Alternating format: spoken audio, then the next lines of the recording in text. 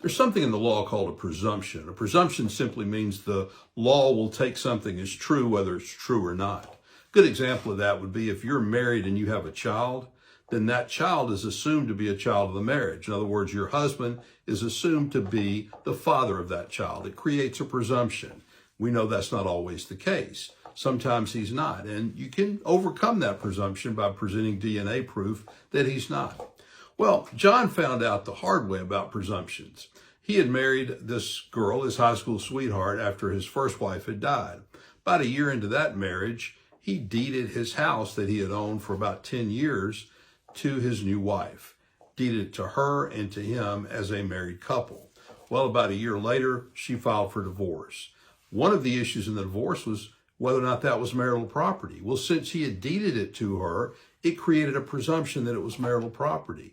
And he could not overcome that presumption. And he ended up losing half the value of that house to her in the divorce. What do you think about that? Do you think presumptions in the law are a good thing? Or do you think we ought to have to prove everything? Dad was sent to jail until he paid a purge payment of $1,000. He found himself $3,000 behind in child support. And here was his excuse. It seems that about 6 months ago, when the final decree was entered and the parties were divorced, he had agreed to pay child support through the state. In this case, it was the state of Tennessee. Every state has a system where you can pay through the state. This happened to be Tennessee. What they would normally do is you would fill out certain paperwork telling them where you worked, who your employer was, and who the money was supposed to go to once they got it. And then the state would take that information, would send a wage assignment to your employer would deduct the money, send it into the state, and the state would disperse it to the other parent. But he never did that. And he knew he didn't do that. He knew the money wasn't coming out of his check. He knew he wasn't paying child support, but he didn't do anything about it. Folks, you got to be proactive in these situations. If you're supposed to pay child support through the state, you've got to take certain steps to make sure the state has the proper information. In this case, he hadn't done that, and he was sentenced to jail until he made a $1,000 purge payment, and then he had to go ahead and fill out that paperwork. What do you think about that? You think that was a fair result? Dad was paying child support of about $500 a month for 2 kids from 2 different mothers. One of the mothers was getting about $200 a month, the other about $300 a month. The reason why? One mother was making more than the other. The mother that was making less money got more child support. The one that was making more money got less child support. Well, Dad's hours had gotten reduced at his job, and so he was making less money. So he decided that he should be paying less child support. He petitioned the court on his own without a lawyer to reduce his child support for both children. Well, he got to court, and as it turned out, the mothers were also making less money. And as it turned out, he ended up having to pay almost $100 more in child support than he was before. You know, they say in the South, you shouldn't go stirring up a hornet's nest because you might get stung. In this case, he did. He got stung because he didn't take into consideration that they might be earning less money too. What do you think about that? Mom and Dad were the unmarried parents of a 6-year-old little boy. Mom was from North Carolina. She wanted to go back there from Tennessee, where she currently lived. She had family in North Carolina. She had looked for a job and found one. She had found an apartment. She had talked to the dad about it. He seemed to be okay with it, so she started the process. She rented the apartment. She closed on the job, and she told family, hey, we're coming.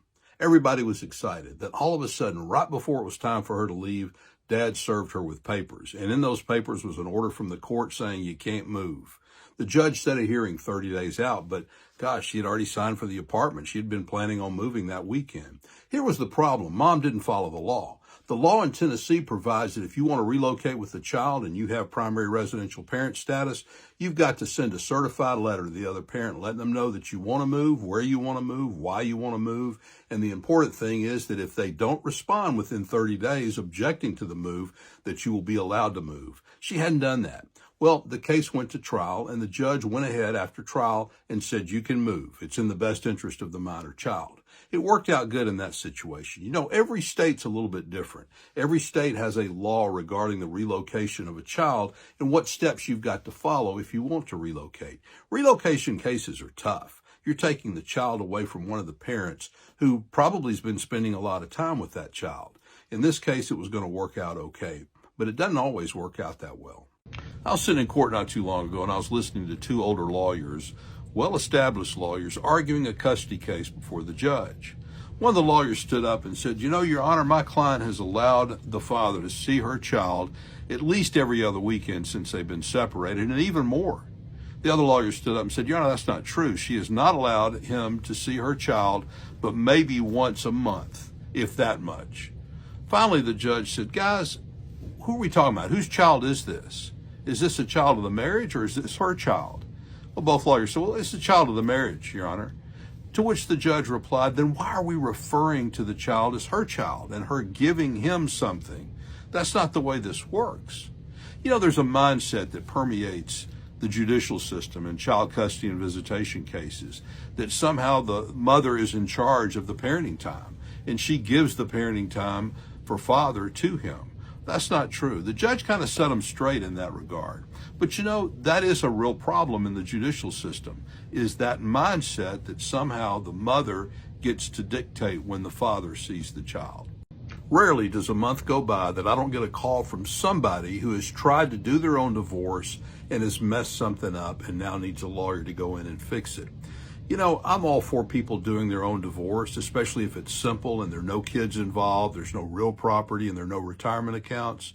But if any of those three things exist, then I always suggest a person at least get a lawyer to look over the paperwork to make sure everything's done correctly.